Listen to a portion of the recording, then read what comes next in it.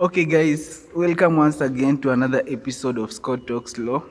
So, in this episode, we are going to look at the law of equity and trust. So, we are going to dwell at the equitable remedies under the law of equity. So, these are the remedies that the court might grant to the aggrieved party in court.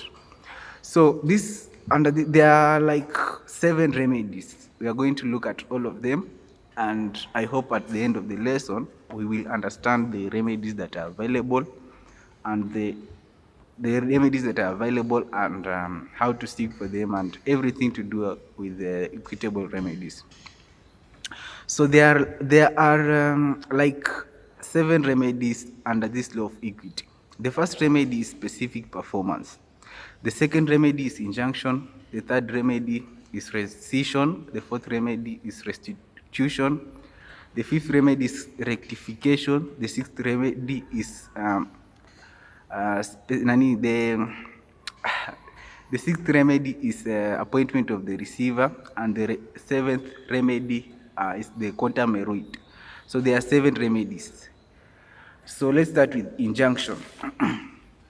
So an injunction or an order of injunction, this is just an order of the court to compel a party to do or not to do something. So this is an order that court compels someone to do something or refrain from doing something. So there are many types of injunctions, and there are like 5 types of injunctions. So we have the prohibitory injunction, the mandatory injunction, perpetual injunction, interlocutory or temporary injunction, and the quiltimate injunction. So a prohibitory injunction, this is an injunction to restrict someone from doing a particular thing. So, for example, someone wants to put down your building, and you have constructed a building, or maybe the government wants to demolish that particular building. So you can go to court and file for you, or you can request for injunction. It's called the prohibitory injunction, to prohibit the government from demolishing the building. So you are ordering the government to stop doing that particular thing. So these injunctions are just orders to compel someone to do something or to refrain from doing that particular thing. So that is prohibitory injunction. The second type of injunction is mandatory injunction. So this is an injunction whereby it's an order to refrain someone from doing a particular thing, and or to order someone to order for a particular act to be done. So the court might issue an order to force someone to do a particular thing. So that is a mandatory injunction. The court wants you to do a particular thing, so the court might issue that mandatory injunction to you for you to do that thing which the court demands. So the case there is that one of Jackson versus Momas. So we also have the perpetual injunction, and these are lifetime remedies that are offered to the plaintiff. They last for the whole life. They are lifetime remedies. So perpetual injunction is for the lifetime of the plaintiff. And you also have the interlocutory injunction, which are temporal. I think it's the opposite of the perpetual injunction. So interlocutory injunction are just temporal, and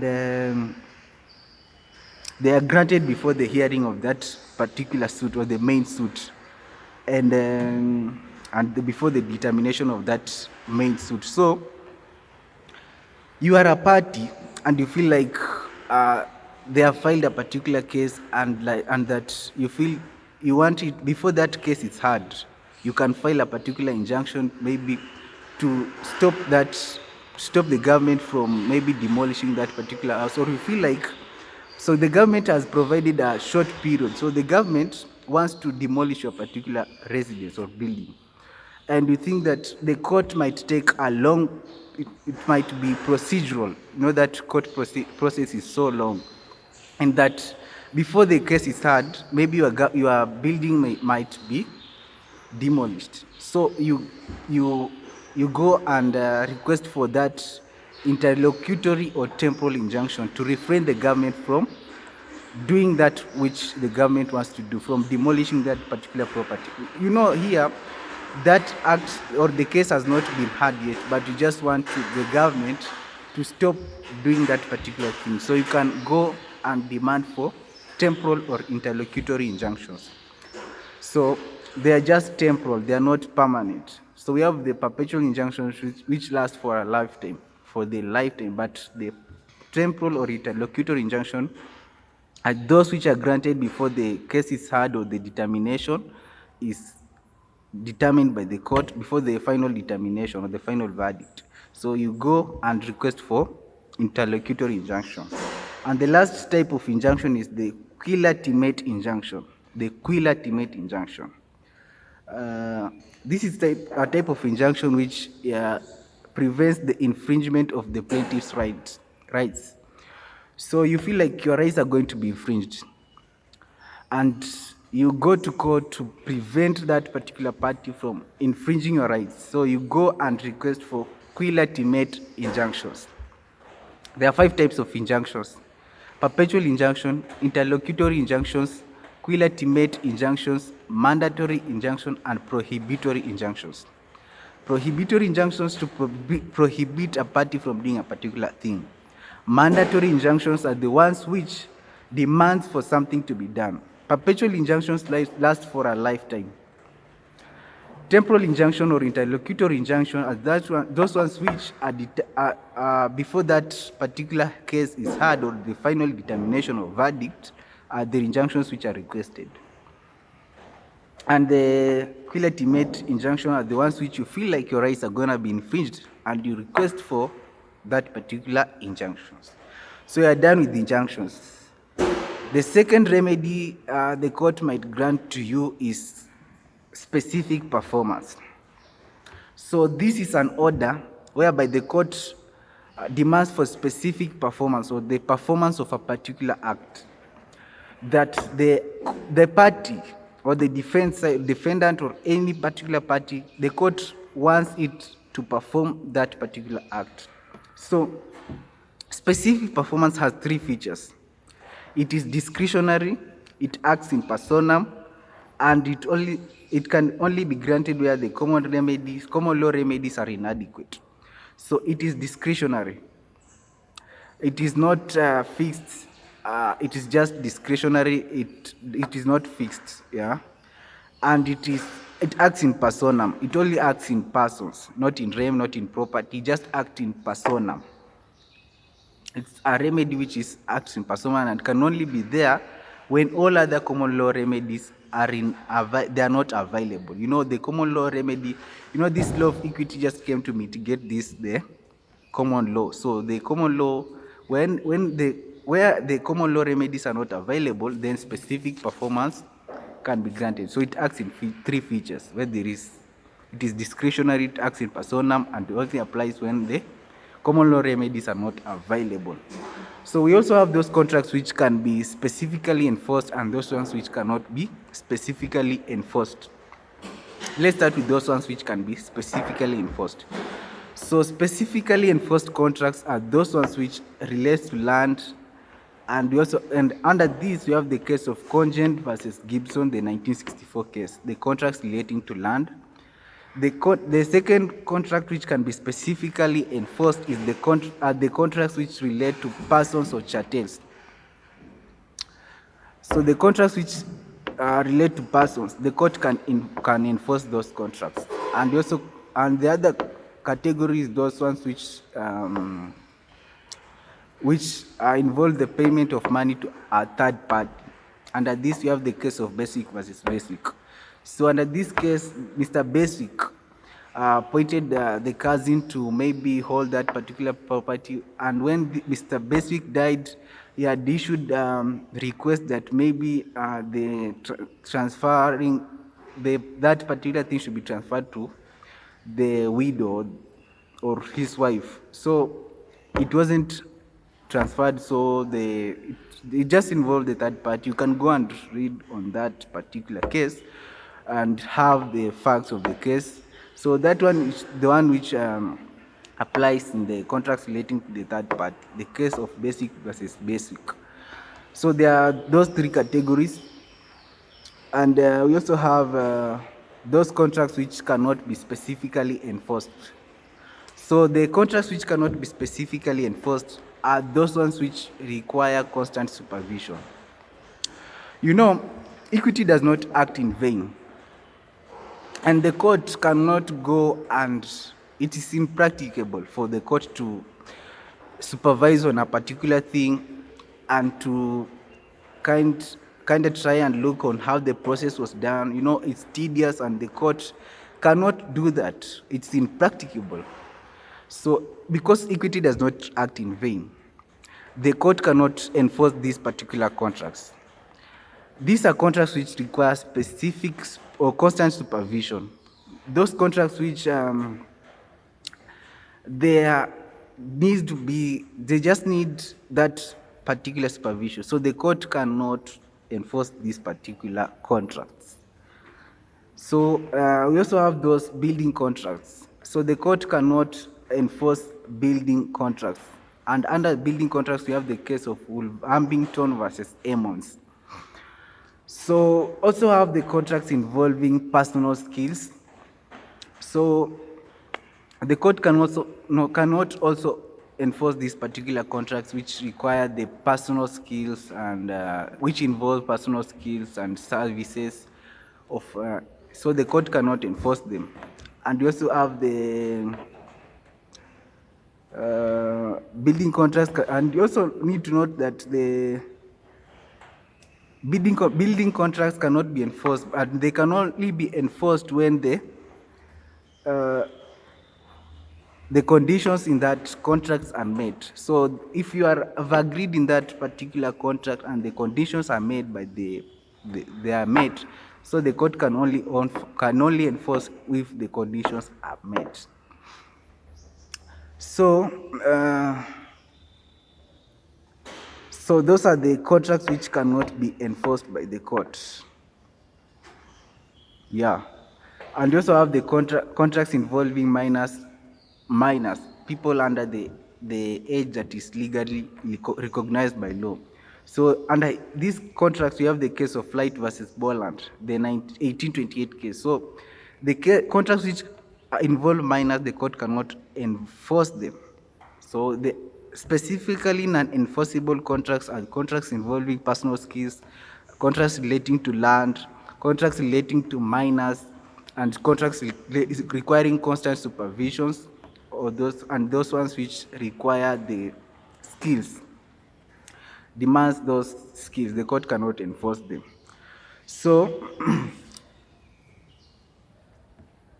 So the defenses under this specific enforceability, where you can issue for defenses like no effective contract. So where the contract was established but it wasn't effective, so the court cannot enforce that particular case. So the court will go and look for whether this contract was effective. So if it was not effective, then the court cannot, you can issue it as a defense under this specific performance. Another defense is absence of writing for those relating to land transactions. So the ones which relate to land transactions, they need just to have written documents or written transactions. So financial liability and conduct of the plaintiff and fundamental mistakes. So those are the defenses that are available. So the third remedy under the law of equity is the remedy of rescission. So rescission is simply to resign or to cancel something or to bring that thing to an end. So the case there is that one of Blackburn versus Smith, and we also have the grounds for rescission. So for you to request for this particular remedy, there are these grounds that you can seek. The first ground is a mistake. Where there is a mistake, that particular contract can be brought to an end or it can be terminated. Where there is misrepresentation, either fraudulent misrepresentation or innocent misrepresentation, then that contract might be cancelled or it can be resigned. So under this misrepresentation, you have the case of dairy versus pig, the case of misrepresentation. And the third ground is the ground of illegality. If that contract is illegal, then it cannot be enforced and it can be cancelled.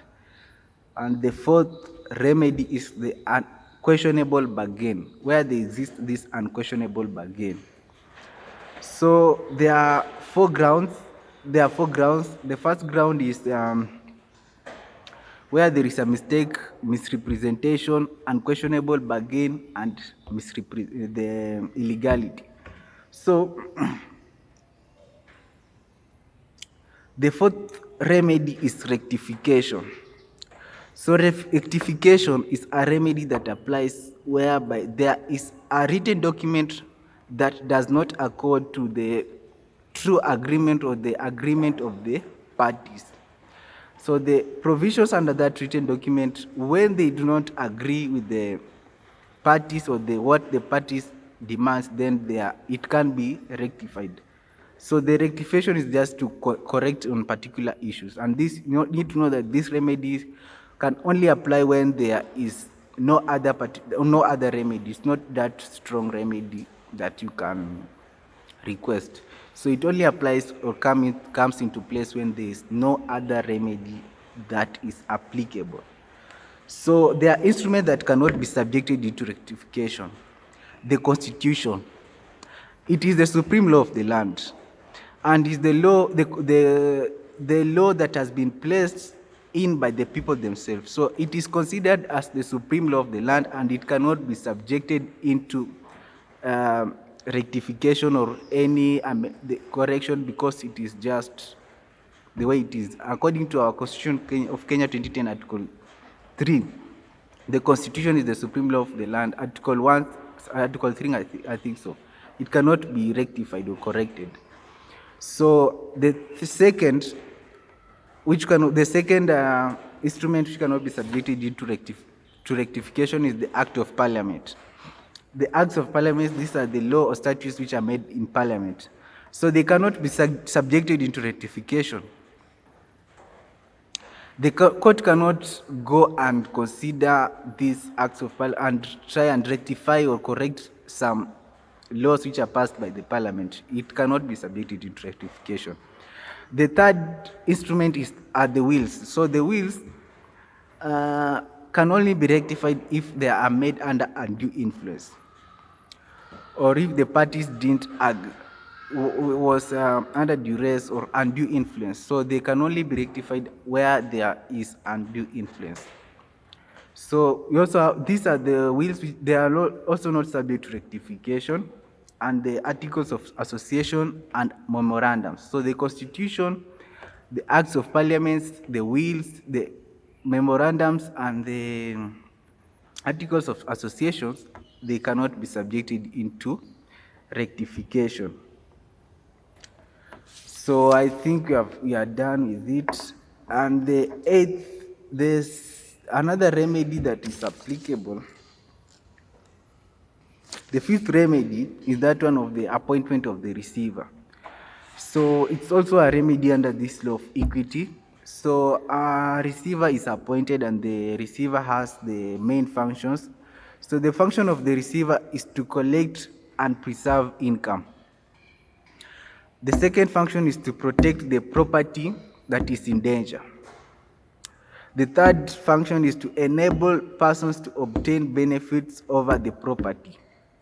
And the fourth function is to obtain the payment of his debt where the legal remedies are inadequate. So this receiver will ensure that if there is any debt that exists, this debt is paid. And he collects or preserves the income. He protects the properties that are in danger. He enables persons to obtain benefits over their property. If you have a property and the receiver will ensure that you benefit from your property, and to obtain payment of taxes where there, where to obtain payment of debts to ensure that debts are paid. So the sixth remedy is the quantum meruit, and this simply means payment for the work done. So if we had entered an agreement, because this is remedy under law of equity, and we know the equity law came to mitigate or to, because the law of common law was rigid, so this equity law came to mitigate the challenges that existed in the common law. So under common law, if you had entered a contract with someone to maybe supply 100 chairs and you failed to supply and you supplied 60 chairs, under common law you could not be remedied because you didn't fulfill the conditions of that particular contract. But because equity law came in to mitigate the challenges that existed in common law, this is what the law of equity will provide. That because you had entered a contract to supply 800 shares and you didn't supply 100 shares, and maybe you had agreed that they had agreed to pay you 500 shillings for the act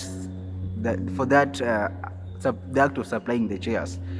So under equity law, you will be paid for the work that you have done, the work that you do. So if you supplied 60 chairs, maybe you will be paid 300 shillings, and you will not be paid the remaining 200 shillings because equity demands that you should be paid for the work which you have done. So under this quantum meruit, you will only be paid for that work which you have done, and that you will not be fully paid, but you only be paid for that particular work which you have done. So this is a law that came in to mitigate the common law. It's under equity, and the quantum meruit only provides for payment for work which has been done. So the seventh remedy is restitution, and so those are the remedies that are available under this law of equity.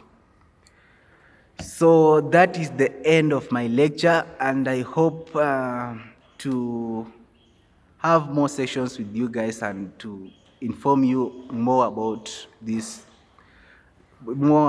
law and different areas of law. So just subscribe and keep on staying in touch. So thank you and have a good day.